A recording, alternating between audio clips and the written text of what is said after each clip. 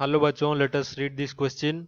सो question के part A में है कि derive an expression for acceleration due to gravity g on the surface of earth where small m is mass of the body, capital M is the mass of earth, capital R is the radius of अर्थ।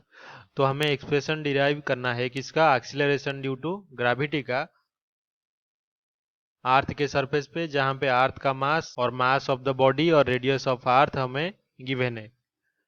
और part B में क्या है? How does it differ from capital G. तो capital G जो है universal gravitational constant, तो इससे ये कैसे डिफर करता है ये भी हमें दिखाना है। तो सबसे पहले यहाँ पे जो की कॉन्सेप्ट है वो जान लेते हैं। Newton's universal law of gravitation जो कि होता है force of attraction between two bodies is equals to capital G mass of first body capital M, mass of the second body small m, divided by distance between them, अगर r हुआ capital R, इसका square. तो इसी law को हम use करके जो acceleration due to gravity small g है ये हम फाइंड आउट करेंगे अर्थ के सरफेस पे। तो अभी ये जो स्फीयरिकल ऑब्जेक्ट है इसको हम क्या मान लेते हैं? अर्थ।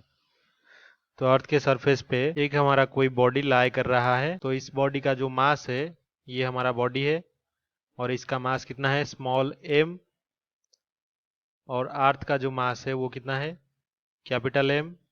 और रेडियस जो अर्थ का है वो कैपिटल R।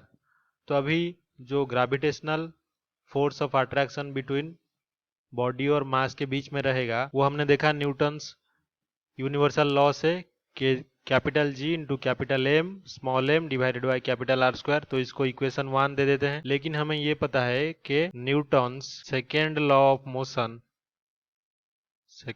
मोशन जो कि फोर्स के बारे में है, उससे हम ये लिख सकते हैं कि जो फोर्स है वो मास इनटू एक्सीलरेशन है। तो ये हमारा इक्वेशन 2 है। तो इक्वेशन 1 और 2 को अगर इक्वेट करें तो हम लिख सकते हैं कि mass into acceleration is equals to हमारा force capital G into mass of earth into mass of object divided by radius of earth का स्क्वायर। तो यहाँ पे क्या करते हैं? Let A is equals to G, जो कि क्या है?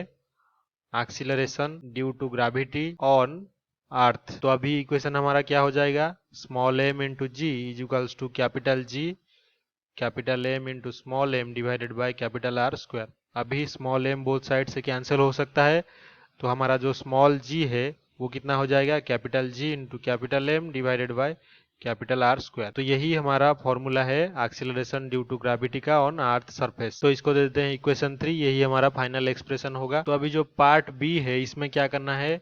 स्मॉल g यानी कि एक्सीलरेशन ड्यू टू ग्रेविटी जो है के और capital G universal gravitational constant, इन दोनों के बीच में हमें डिफरेंस फाइंड आउट करना है। तो जो पहला डिफरेंस होगा कि जो g है ये क्या है? तो small g is acceleration of a body near earth's surface, लेकिन जो कैपिटल G है इज यूनिवर्सल ग्रेविटेशनल कांस्टेंट। तो ये कांस्टेंट है, ग्रेविटेशनल कांस्टेंट। तो हमारा जो स्मॉल g है इसका वैल्यू क्या हो सकता है? चेंज हो सकता है।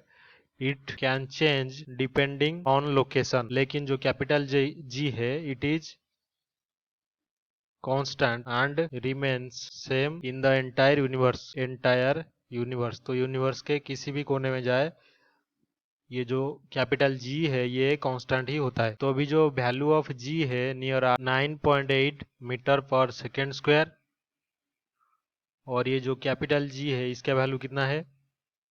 Capital G is equals to 6.67 into 10 to the power minus 11 newton metre square divided by kilogram square. और जो फोर्थ डिफरेंस होगा दोनों के बीच में, SI unit of small g is equals to कितना है?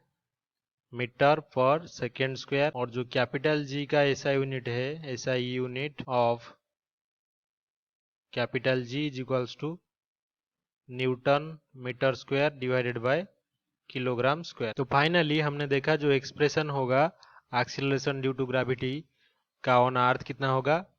Capital G into capital M divided by R square. और पार्ट बी में हमने क्या किया, डिफरेंशिएट किया एक्सीलरेशन ड्यू टू ग्रेविटी और यूनिवर्सल ग्रेविटेशनल कांस्टेंट जो कि स्मॉल जी और कैपिटल जी है।